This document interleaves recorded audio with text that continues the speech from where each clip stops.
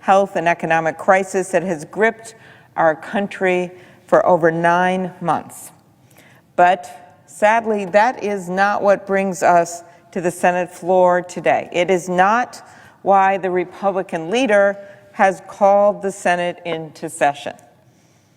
Is it to pass the legislation that we need to pass, to carry on the work of the CARES Act, to help people out in our country right now when nearly every state is starting to see increases in this virus again? That is not why we're here. On this rainy, cold Sunday in October, instead of meeting to debate and vote on a comprehensive bill to provide relief to the American people during this soul-crunching pandemic, we are instead here today because our Republican colleagues insist on rushing through the nomination of Judge Amy Coney Barrett to be an Associate Justice on the United States Supreme Court to fill the vacancy left by Justice Ruth Bader Ginsburg. And let me start with Justice Ginsburg, because that is really where it all starts. Justice Ginsburg was an icon. She was celebrated well into her 80s by people young and old.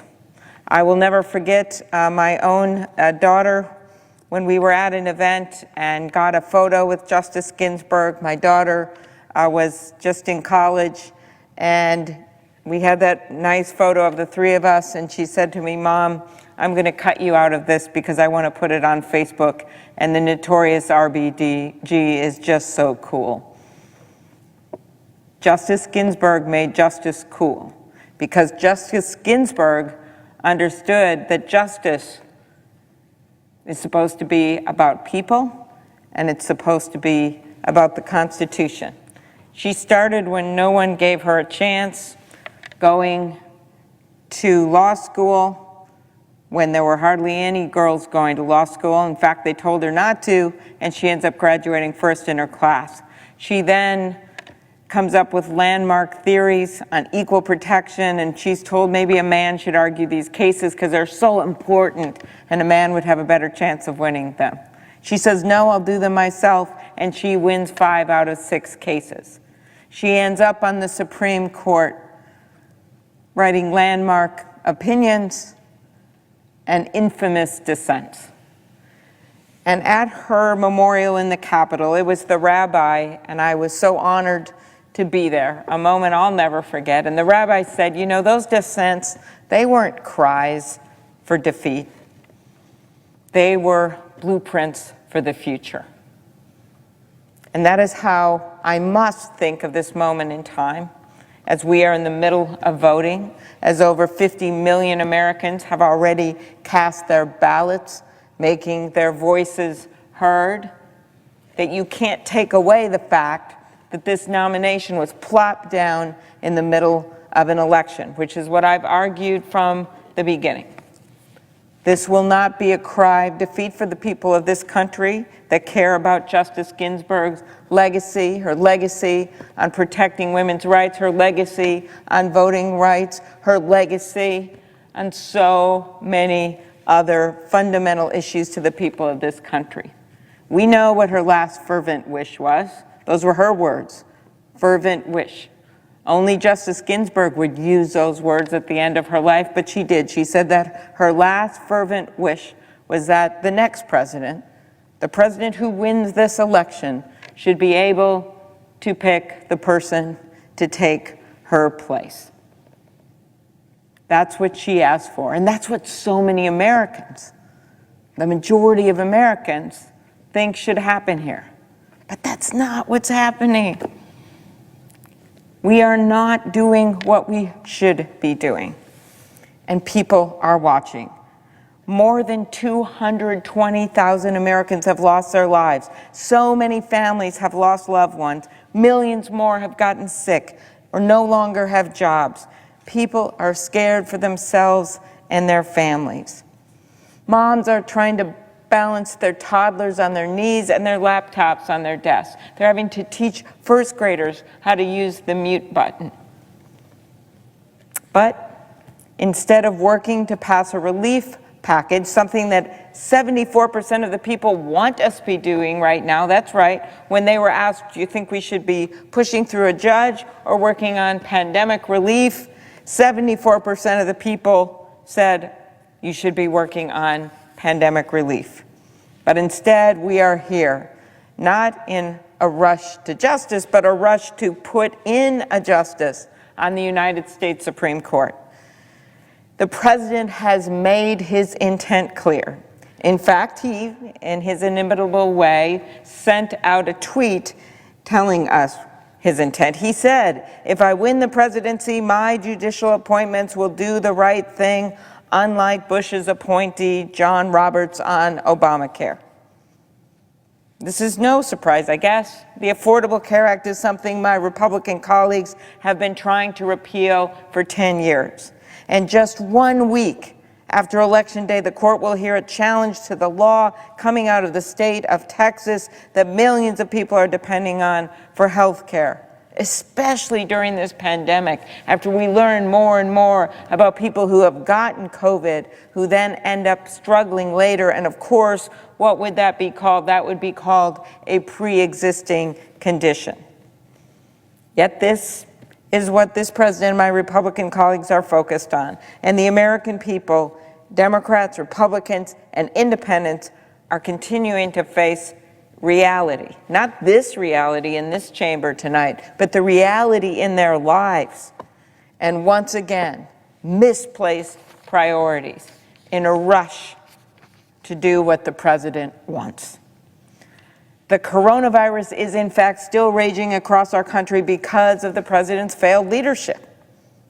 That's true. His lies, his refusal to listen to science.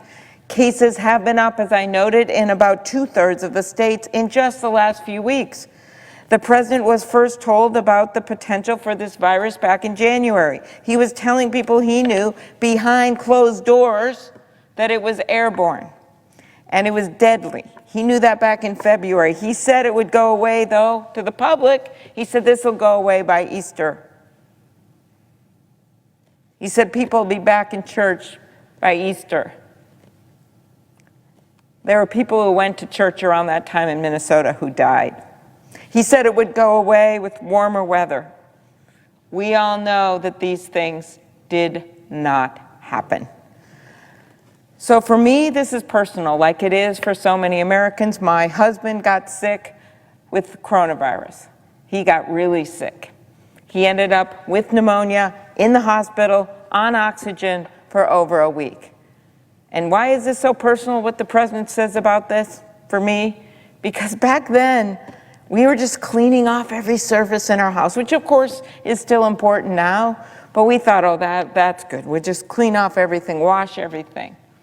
But the president, we now know, found out a month or two ago that back then in March, he knew it was airborne, but he said he didn't want to tell the American people because, well, they thought it might panic people. He didn't tell you the truth.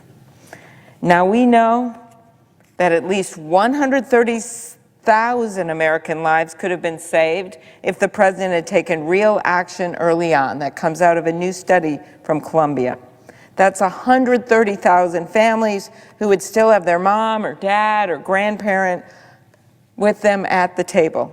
With them at the table this Thanksgiving. If the president had done what we needed to get testing in place, to do contact tracing, to listen to the experts. And no, it is not just the Big Ten football. As much as we love Big Ten football in Minnesota, it is not just those players that should be able to have that testing. It's not just the people in the White House that should be able to have that testing. There are consequences of this failed leadership.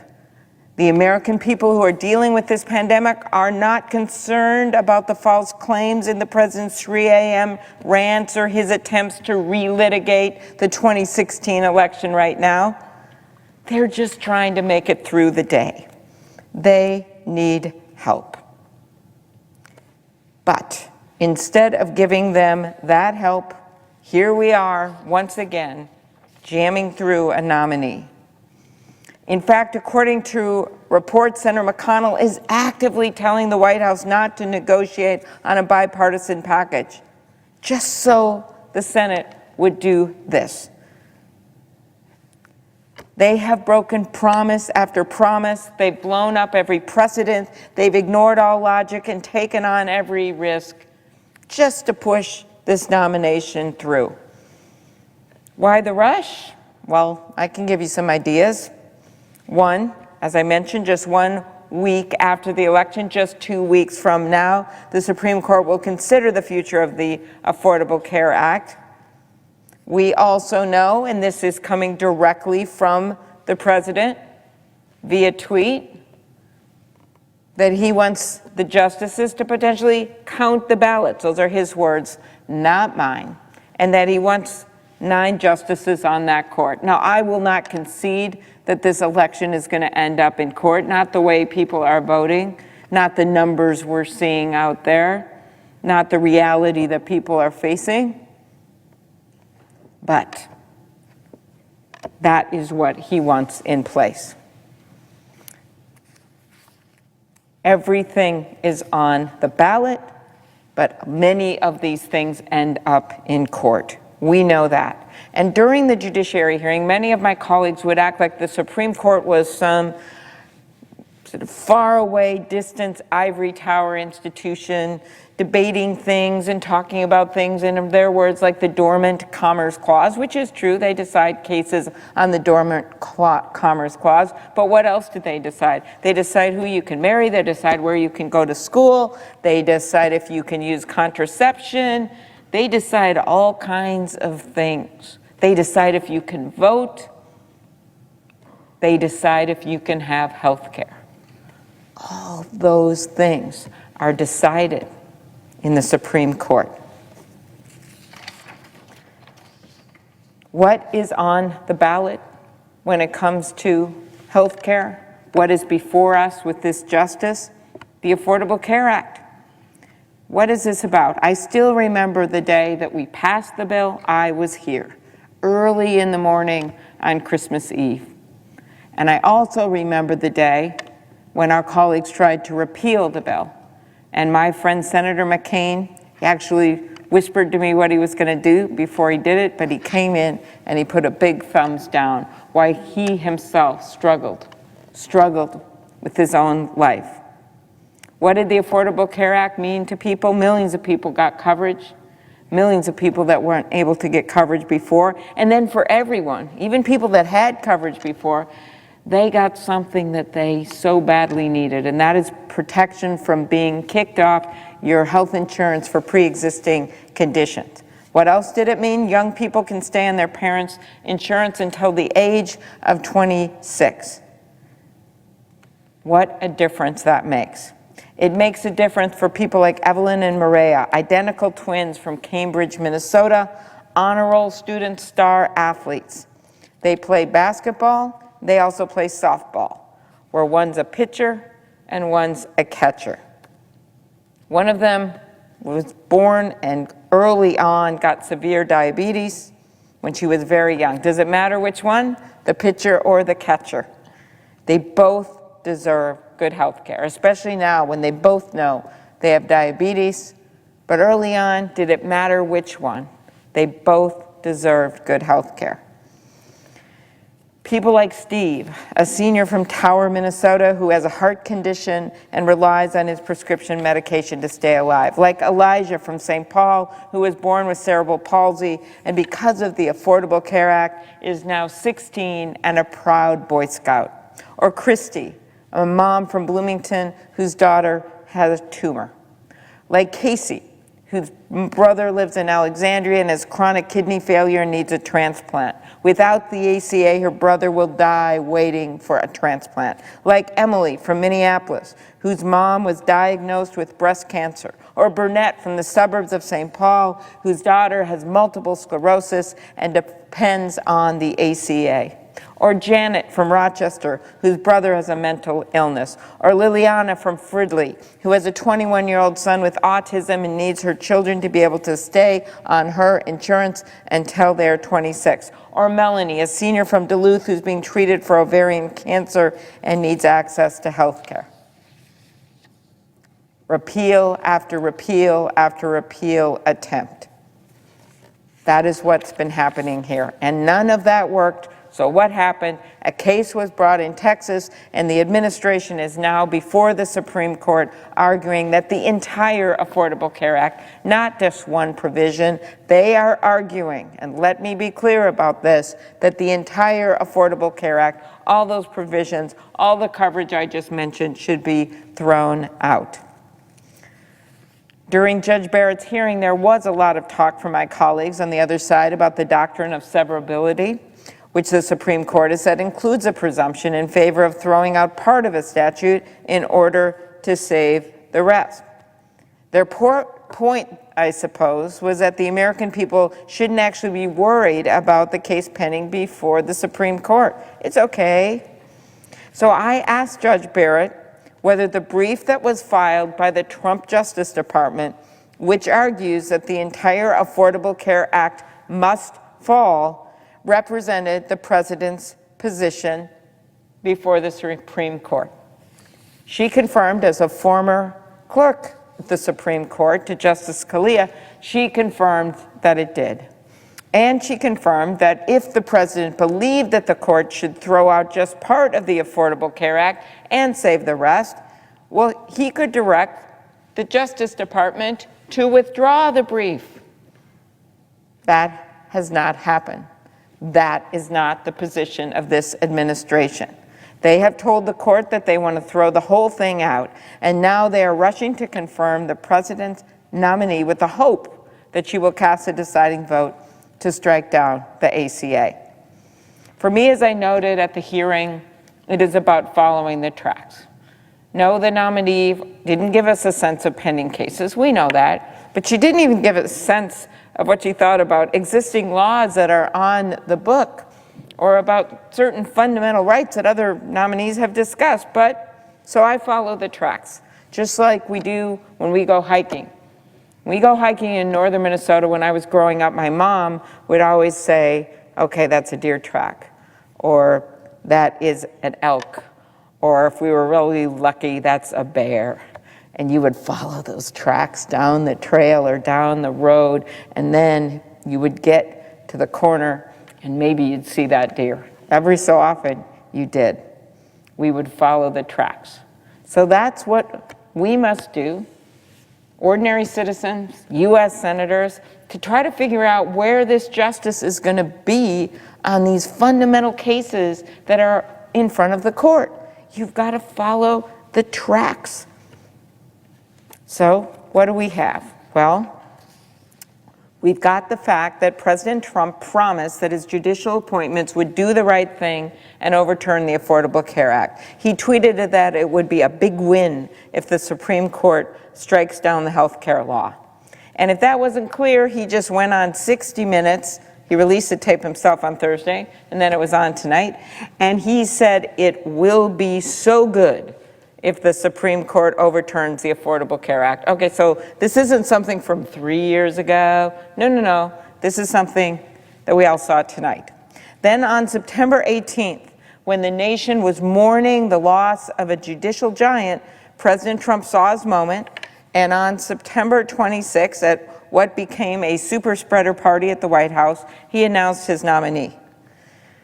So here's what we know as we follow the tracks. In an article Judge Barrett wrote for the University of Minnesota Law School Journal called Constitutional Commentary in 2017, it's the same year that she became a judge, this was published, she wrote that Chief Justice Roberts, these are her words, quote, pushed the Affordable Care Act beyond its plausible meaning to save the statute.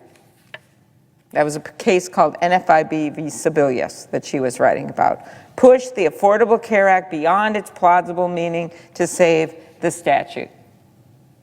Direct criticism of the Chief Justice's decision to allow the Affordable Care Act to stand. And in a 2015 NPR interview on King v. Burwell, this is a different case, but it involves the Affordable Care Act, another case where Chief Justice Roberts sided in favor of the Affordable Care Act. There, Judge Barrett acknowledged that the majority's holding is good because millions of people won't lose their health care subsidies, yet she praised the dissent by Justice Scalia, saying it had the better of the legal argument. Now remember, she spent all her time in the hearing saying, whatever the policies are don't matter. What matters is the legal argument. What matters is the law. And her position, which I don't agree with, but her position was that Justice Scalia had the better of the legal argument. That is one big track to see where she is coming down. When she accepted the president's nomination at the White House, she made clear that she considers Justice Scalia one of the most conservative justices in our nation's history as a mentor. Those are our tracks. But it's not just on health care. What other tracks do we have to follow? Well, she signed her name to a public statement featured in an ad calling for an end to what the ad called the barbaric legacy of Roe v. Wade, which ran on the anniversary of the 1973 Supreme Court decision. There's your track. She wrote her own dissent, disagreeing with longstanding court rulings on gun safety, expressing her legal opinions that some felons should get guns. She once discussed the dissent in the marriage equality case of Obergefell v. Hodges, asking whether it was really the Supreme Court's job to make that decision. Those are the tracks that lead all of us down that path to the point where you go around the curve and you realize at least one thing for sure, and that is that Judge Coney Barrett's judicial philosophy is the polar opposite of Justice Ginsburg. Voting rights. Here is another example. Given the timing of this nomination and the fact that we're just over 1 week from Election Day, when I asked Judge Barrett, would she say that mail-in voting is essential right now, even though the coronavirus continues to spread and people are having to choose between their health and their vote, she instead called it, well, it's a matter of policy. When I asked her, she would not say that voter intimidation is illegal, even though in Minnesota, an outside contractor was recruiting poll watchers with special forces experience during the judge's hearing. That is clear voter intimidation. I was not asking her about an ongoing case. I was actually asking her just if it's against the law. It is. It violates 18 U.S.C. Section 594. And while in the case in Minnesota, the company has now agreed to cancel its plans after Minnesota Attorney General Ellison opened an investigation, we are seeing threats to the right to vote in states across the country.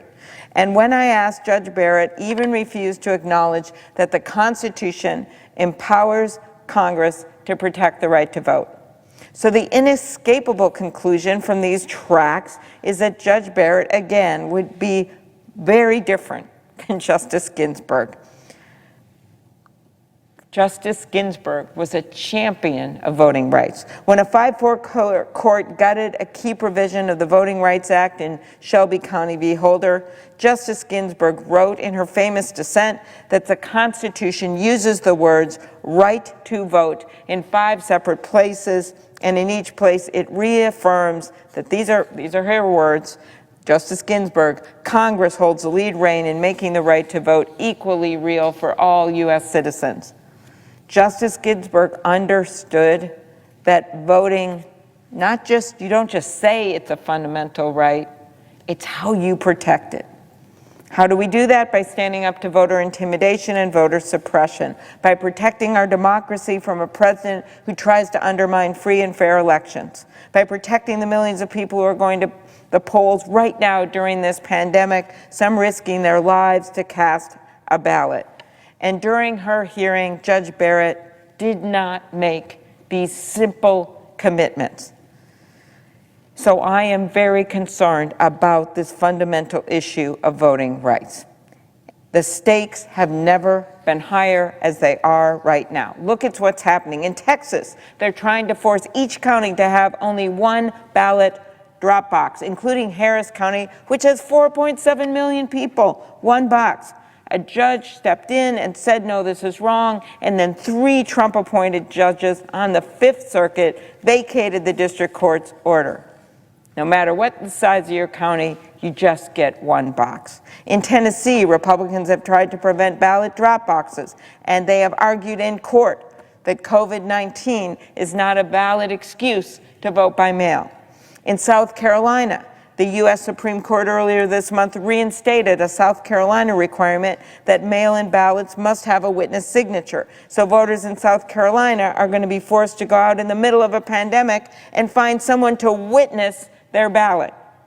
And as we saw last Monday in a case that went to the Supreme Court from Pennsylvania, Judge Amy Coney Barrett could in fact be the swing vote on a case like this. This is a case where last week the Supreme Court issued a split 4-4 decision that let stand the Pennsylvania Supreme Court's ruling allowing election officials to count mail-in ballots received within 3 days of the election, even if they're not postmarked. And just last Wednesday, the Supreme Court blocked curbside voting in Alabama, which was intended to help who? Voters with disabilities. In dissent, Justice Sotomayor quoted Howard Porter Jr., a black man in his 70s with asthma and Parkinson's, who said this: "So many of my ancestors even died to vote. And while I don't mind dying to vote, I think we're past that. We're past that time." That's how I feel a lot about what this judge who's before us now, her views on originalism, her views on not changing with the times, like so many other justices interpret the Constitution to mean so that it matters to everyday people, but not this judge. Some of my Republican colleagues, as I noted, think that this is something distant and far away. Well, as I noted, we cannot divorce this nominee and her views from the election we are in now. The last time we had a vacancy so close to a presidential election was in 1864. Then President Abraham Lincoln did the wise thing, the right thing, and he waited until after the election to fill the vacancy. And in 2016, when Justice Scalia died about 9 months before the election, Senator McConnell said this: "The American people should have a voice in the selection of their next Supreme Court justice. Therefore, this vacancy should not be filled until we have a new president." That is what we are talking about with the unfairness of this, with the sham of this proceeding. And I've laid out for you tonight the reasons I believe that this has become such a high priority instead of passing pandemic relief. During the week of Judge Barrett's hearing, more than 220,000 more people got COVID-19. At least 2,700 more people died from it. Nearly 800,000 people filed for unemployment. More small businesses closed too. According to one study, actually recently, around 800 small businesses are closing every day. In my home state, 1 in 5 small businesses say they will be forced to close if we don't do something about it.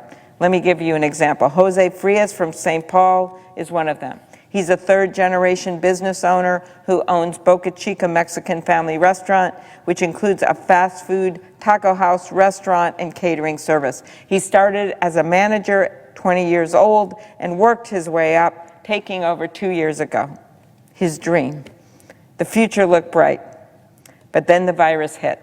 Jose was forced to go from 98 employees to just 48. His guest restaurants closed entirely, and revenue from catering is down 90%. In his words, the business, which he has been running with his sisters, aunts, nieces, and a few remaining staff, was his whole life, and it has come to a standstill. This is happening all over the country. On October 6th, Federal Reserve Chair Jerome Powell made clear that it would be tragic if Congress fails to pass an economic relief package. We have startups that were already in a slump before this. The numbers are plummeting more. Small businesses closing. A conservative Supreme Court that has done nothing when it comes to antitrust. Nothing. Yet Justice Ginsburg, she always dissented. She made the cases for those small businesses. But the Trump judges, they have gone the opposite way. I want to end with this. America, you deserve better. You deserve leaders who will put you first. You deserve leaders who will protect your jobs, your families, and your health care. You deserve a Supreme Court nominee who will speak truth to power, or at least acknowledge when basic precedent exists, even if it is inconvenient to the president who nominated her. There may be nothing we can do any longer to stop this confirmation, but there is one thing you can do to determine the future of this nation, those blueprints for the future that Justice Ginsburg would refer to. You can vote. And when you cast your ballot, remember where those tracks lead. There is another way than this administration, and that this hypocrisy we're seeing, and then this gridlock that has taken over this U.S. Senate. It is spelled out right there in the first 3 words of the Constitution. We can be a nation in which we, the people, truly means all the people. A nation in which the people have a say, in which the people determine the future. Remember, this isn't Donald Trump's country, it is yours. This shouldn't be Donald Trump's judge. It should be yours. Thank you.